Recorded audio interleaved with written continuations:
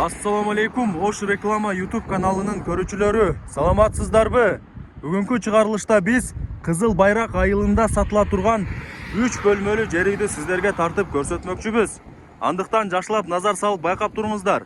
Сиздерге биринчиден адрести түшүндүрүп берейин. Азыр мен Объездной жолунда турам. Тактап айтканда сиздер ушул эле жолдон туура кете турган болсоңуздар, торговый центр Мегаполис андан нары баса турган болсоңуздар, Горгайы тарапка барасыздар. Ал эми ушул эле жолдон сиздер бул тарапка бара турган болсоңуздар, өзүңүздөр көрүп атканыңыздардай Западный тарапка барасыздар. Ал эми сатыла турган 3 бөлмөлүү жер үй мына ушул Ишкаван айылы тарапта. Өзүңүздөр көрүп атасыздар, сол тарапта Теңизбай чайканасы жайгашкан. Андыктан сиздер Ишкаван айылына кирип, тууру ичкериге 2 километр жүрөсүздөр. Биринчи Ишкаван айылы, андан кийин Кызыл Байрак айылы. Андыктан ушул жолго кирип, тууру ичкериге 2 километр кире беребиз. Кана анда эмесе кеттик, бисмилла. Мына урматтуу көрүүчүлөр, мен жанагы көрсөткөн главный жол менен тууру ичкериге 2 километр киргениңиздерде, мындай жатканда 10 минутта жол жүргөнүңүздөрдө сол тарапта Кызыл Байрак айылы деген жазууну көрөсүздөр. Ошол жазуунун жанындагы көчөгө сиздер кирип, тууру ичкериге 300 метр басасыздар. Сатыла турган 3 бөлмөлүү жер үй мына ушул тарапта. Кана анда эмесе кеттик, бисмилла. Мына урматтуу көрүүчүлөр, мен жанагы көрсөткөн көчө менен тууру бул жака карап 200-300 метр чыкканыңыздарда канал бар, өзүңүздөр көрүп атасыздар. Ошол каналдын көпүрөсүнөн өтүп эле сиздер сразу эле оң тарапка буруласыздар дагы, ушул главный көчө менен эч жака бурулбай тууру 200 метр өйдөгө чыгасыздар. Кана анда эмесе кеттик, бисмилла. Мына урматтуу көрүүчүлөр, мен жанагы көрсөткөн көчө менен тууру эч жака бурулбай 200 метр бул жака келгениңиздерде, ушул эле жол менен сол тарапка бурулуп кетчү жол бар. Андыктан сиздер солго буруласыздар дагы, тууру эч жака карабай өйдө жака 200 метр барасыздар. Сатыла турган 3 бөлмөлүү жер үй мына ушул тарапта. Кана анда эмесе кеттик, бисмилла. Мына урматтуу көрүүчүлөр, жанагы мен көрсөткөн көчө менен тууру 200 метр келгениңиздерде, тиги машинанын жанынан оң тарапка бурулуп, бул жака тууру келе берсеңиздер, мына жерде сатыла турган 3 бөлмөлүү жер үй жайгашкан. Азыр сиздерге үйдүн ээси жанымда, азыр сиздерге үйдү тартып көргөзүп, түшүндүрүп, баяндап беребиз. Андыктан жакшылап назар салып туруңуздар. Ассаламу алейкум ака. Алейкум салам. Кандайсыз? Кызматка чакырган экенсиз? Жакшы, рахмат ооба. Чакырдык эле. Сатып атасыз? Үйдү сатууга койдук эле ооба. Эми үй тууралуу бир маалымат берсеңиз, жери канча сотык? Үйдүн жери 6 сотик. Анан дагы артында ошол турганда 6 сотик. Общий үйдүн жери 12 сотик. Мынау биринчи, мынау забор менен айланган жерде ушул жерге үй салганбыз. Мынаны былтыры сатып алдык, кошумча жерди. Артындагысын, а? Артындагы, ол дагы бизге карайт. Заборду тосуп, нар жагын сетка менен тосуп, быйыл көчөт киргизип койдум. Көчөттүн түрү бар. Өрүктөн баштап алма, бүт эле көчөттүн түрү бар. Киргениңиздерде эле көрүп атасыздар, сол тарапта малканасы жайгашкан экен, жана ошондой эле тоокканасы жайгашкан экен. Андан кийин өтсөңүздөр 3 бөлмөлүү үй жайгашкан. 3 комнатадан турат, а? 3 комната, холу менен 4. Холу дагы чоң. 4 бөлмөлүү үй экен мындай айтканда. Ал эми оң тарапта болсо өзүңүздөр көрүп атасыздар, временкасы жана ошондой эле типа банясы бар экен. Анын ичине кирсеңиздер, душ, туалет, ванна, стиралка бүт бардыгы ошонун ичинде. Жана ошондой эле жанына кандай десем, кухня кылса болот, наркы комната. Узун чоң комната, ошону кухня кылса болот. Же болбосо 3 очок кылса болот дедиңиз, а? 3 очок кылса болот. Азыр ванна бүт эле рабочий ванналар. Стиральный машина бүт ошол жерде рабочий. Ичи почти 80% бүтүп калган, 20% эле иши калган, азмаз. Бул 3 бөлмөлүү үйдүн эч иши жок, бар жогу бүткөн, даяр, кирип эле жашайт. Анда эмесе сырт кабалындагы бир көргөзүп түшүндүрүп коелу. Сырты үйдүн сырты бүт бардыгы пескоблок менен тосулган экен, а? Ооба, айланып тосулган бүт. Бүт бардыгы. Жаңы сатып алган жерибизди пока жетишпедик, азыр зым менен тосуп, көчөт отургузуп, көчөт киргизип койдук. Мына урматтуу көрүүчүлөр, өзүңүздөр көрүп атасыздар, бул жакта забор менен, пескоблок менен бүт бардыгы тосулган экен. Жакшы качестводагы варатадагы коюлган экен, өзүңүздөр көрүп атасыздар. Анда эмесе үйдүн алдына бара берели. Бисмилла. Мына урматтуу көрүүчүлөр, үйдүн алдына дагы келип калдык. Дагы бир жолу айта кетейин, үйдүн сырткы абалы бүт бардыгы пескоблок менен тосулган. Жана ошондой эле жакшы качественный бекем варата дагы коюлган. Анда эмесе үйдүн алдына кире берейли. Азыр сиздерге бүт бардыгын көрсөтүп түшүндүрүп беребиз. Бисмилла. Мына урматтуу көрүүчүлөр, киргениңиздерде эле туушта времянка, жана ошондой эле ванна туалети жайгашкан. Ал эми сол тарапта 4 бөлмөлүү үй жайгашкан. Киргениңиздерде эле сол тарапта малкана, тооккана, жана ошондой эле туалети жайгашкан. Сырткы абалын жакшылап назар салып байкап туруп көрүп туруңуздар. Анда эмесе жердин сотугу канча эле общий? Бул азыр мына чекеси пескоблок менен тосулган 6 сотик. Анан ошонун үстүндөгү ал жер Огород. Огород дагы 6 сотик. Общий где-то 12 сотик. Почти 12 сотик. Бул биз алганыбызга көп жыл болду, бу жерде мына 6 сотикти. Анан аркы жерди былтыры кошуп алдык. Ал да ушул мемеге кирет, огородко 12 сотик болду. Общий 12 сотик экен, а? Условиялары кандай болуп калат эми ака? Условиялары мына мөмө жемишке суу келген. Мөмө жемиштер мыналар уже 2 жылдан бери түшүмүн берип баштады. Бул жерде көп нерсе бар, өрүк, шабдоолу, ал гилас, бүт эле бар. Көчөттүн бардык түрү бар экен, а? Көчөттүн бардык түрү бар. Анын үстүнөн мына кечээ мына кошумча огородубузга дагы Ал жака дагы көчөттөрдү бардыгын эгип койгонсуз дейм да. Ал жака дагы эгилген. Ал жерде дагы көп түрү бар. Көчөттөрдүн. Анан буларга сууну мына каналдан суу чыгарып койгонмун.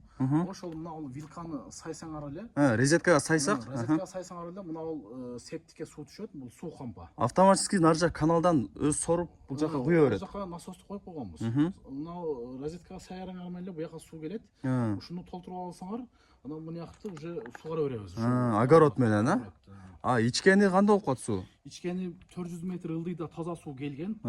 Пока биздин мына жерибиз жагын конуш. Бул жака келечекте газ дагы келет. Газ ошол центральный көчөдөн өткөн. Суу тетиги дагы ошол жерден таза сууну өткөн. Эми будущийга келет. Буюрса келет, а? Келет. Мына урматтуу көрүүчүлөр, бул жерде бассейни дагы бар экен. Каналдан бүт бардыгы уже условиялары даярдалган экен. Бул жактан резеткага сайып эле сууну бул жактан толтуруп алып, мына бул огородторго сууну сугарсаңыздар болот экен суу менен. Андыктан суу жактан сиздер кыйналбайт экенсиздер. Анда эмесе үйдүн сырткы абалын дагы жакшылап назар салып байкап туруңуздар.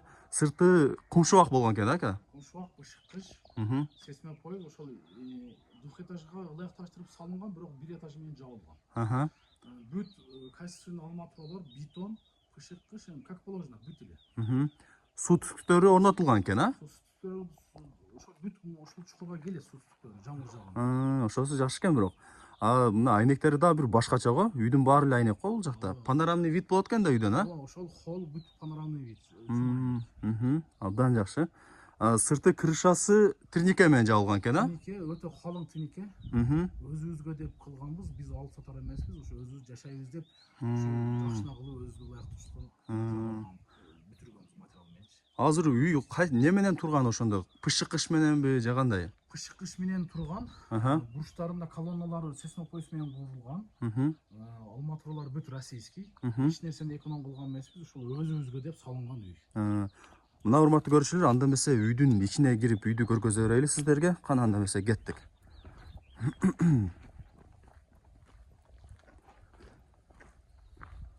Биринчи сиздерге үйдү көргөзүп чыгайлы, андан кийин калгандарын көргөзөбүз. Мына көрүп атасыздар, айнектердин бүт бардыгы сон айнектер, пластик айнектер коюлган, панорамный вид болот. Бул жакта тепкичтер дагы коюлган экен, эшиктер дагы бекем темир эшиктерден коюлган экен. Анда эмесе ушул тепкич менен үйдүн ичине кире берели. Бисмилла. Киргениңиздерде эле, мына урматтуу көрүүчүлөр, бул жагы холл болуп калат. Оң жакта күзгүсү бар экен.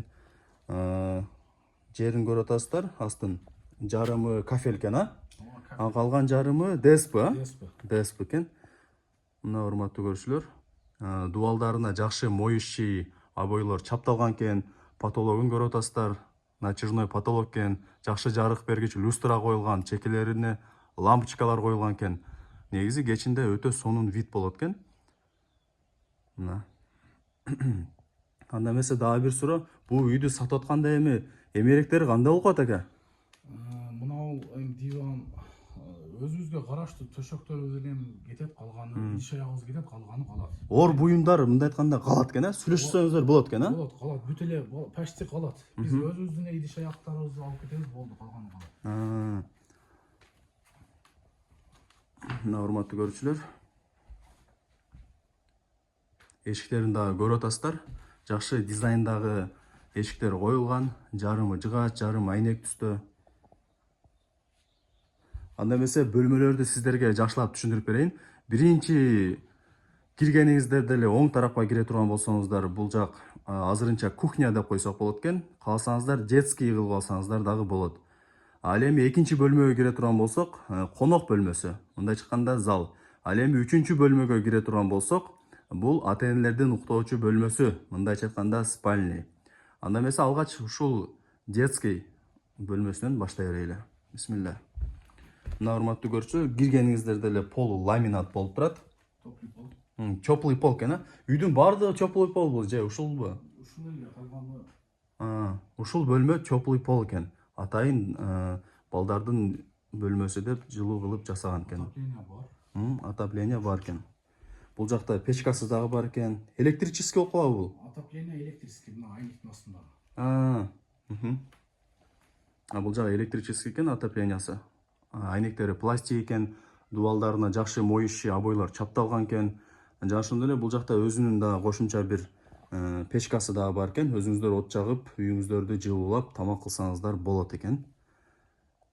Пол ламинат, патологу болсо, патологу гипсокартон экен, бул жагы. Гипсокартон, жана ошондой эле люстра коюлган, чекелерине 4 лампочка коюлган. Анда эмесе бул бөлмөнү бул тарабынан дагы сиздерге көргөзүп коеюн. Мына урматтуу көрүүчүлөр, негизинен сонун. Бардыгы жакшы. Компактный, сонун жер үй экен. Анда эмесе кийинки бөлмөгө кире берели. Кийинки бөлмө бул зал. Мындайча айтканда конок бөлмөсү. Киргениңиздер деле айта кетейин, полу ламинат. Дубалдары жакшы моющий обойлор менен чапталган экен. Назар салып туруңуздар. Потолок болсо натяжной потолок, жакшы дизайнда жасалган, жакшы люстра коюлган, чекелерине лампочкалар коюлуп, сонун деңгээлде жасалган экен. Айнектери пластик экен. Анда эмесе бул бөлмөнү бул тарабынан дагы сиздерге жакшылап шашылбай көргөзүп коеюн. Назар салып байкап туруңуздар. Мына урматтуу көрүүчүлөр. Анда эмесе айнектери пластик экен, бул жакта көргөзүп коеюн. Ушул айнектен экинчи чек көрүнөт экен. Ушул чек дагы ушул үйгө кошулуп берилет. Бул жака өзүңүздөр көрүп атасыздар, сырты темир тосмо менен тосулган, бир 30 чакты көчөт эгилген. Бул жакта үйдүн ээси айтып атат, көчөттүн баардык түрү бар дейт. Алма десеңиз алма, өрүк десеңиз өрүк, кокон килас бүт баардык көчөттөр эгилген, тигилген экен. Кийин маза кылып ушул жерден өзүңүздөр жесеңиздер же сатсаңыздар болот. Анда эмесе кийинки бөлмөгө кире берели. Кийинки бөлмө бул ата-энелердин уктоочу бөлмөсү.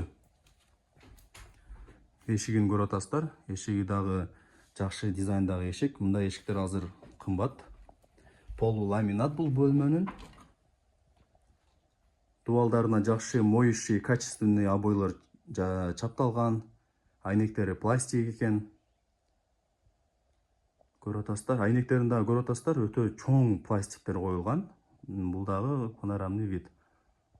Потологун көрүп атасыздар. Натяжной потолок, жакшы люстра коюлган, чекелерине лампочкалар орнотулган экен. Негизи жакшы дизайнда жасалган экен. Анда эмесе бул бөлмөнү бул тарабынан дагы көргөзүп коеюн. Мына урматтуу көрүүчүлөр, негизинен сонун. Бүт бардык условия бар. Бул жакта летний сеткалары да бар экен. Бул жака айнектерге илип койсоңуздар болот экен. Негизи бул 3-4 бөлмөлүү жер үй негизи өтө сонун экен. Айнектери дагы көп экен. Үйдүн бул тарабынан карасаңыздар болот экен. Наркы бөлмөгө кирип алып, наркы тарабын карасаңыздар болот экен. Негизи сонун, жарык сонун болот. Анда эмесе холун дагы бир көргөзүп коеюн. Негизи киргенде эле өтө сонун болуп жасалган экен. Холу Эшиктерин жаап туруп, бир сыйра көргөзүп коеюн сиздерге. Мына урматтуу көрүүчүлөр, айнектерин көрүп атасыздар, панорамный вид, потолок, бүт бардыгы өтө сонун. Эмеректери өзүңүздөр уктуңуздар, калат экен. Анда эмесе үйдүн сыртына дагы чыга берейли. Мына урматтуу көрүүчүлөр, киргениңиздерде эле күзгүсү дагы бар экен.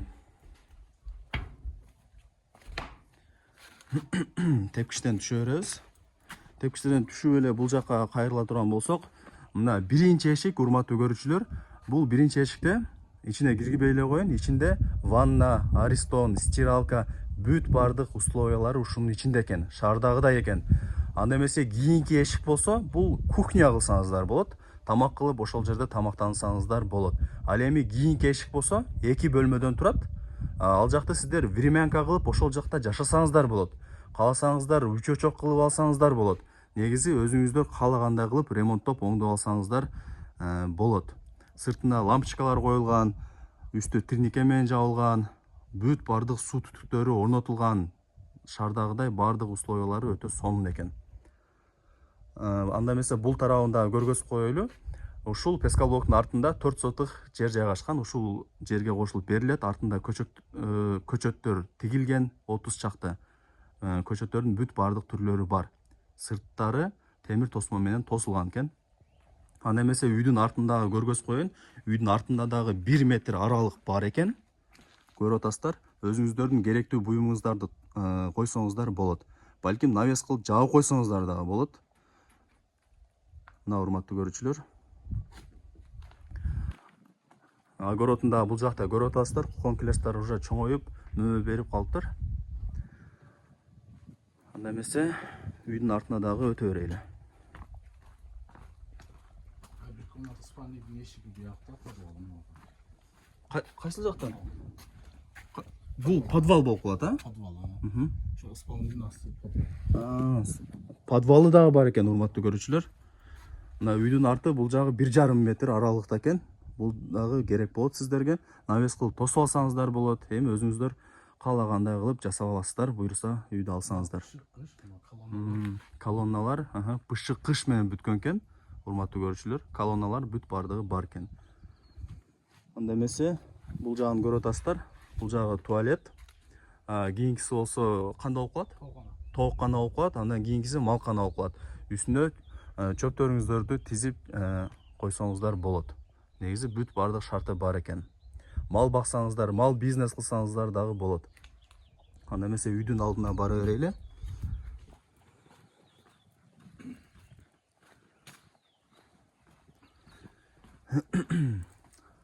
Эми үйдүн ээсине суроо берели. Жери канча сотик дедиңиз ошондо? 11 сотик болуп калат, экөө бириккенде 11 сотик болот экен, урматтуу көрүүчүлөр. Эми баасын айтсаңыз экен, баардыгына ушу баасы кызык болот. Баасы $65,000 деп атабыз. Анан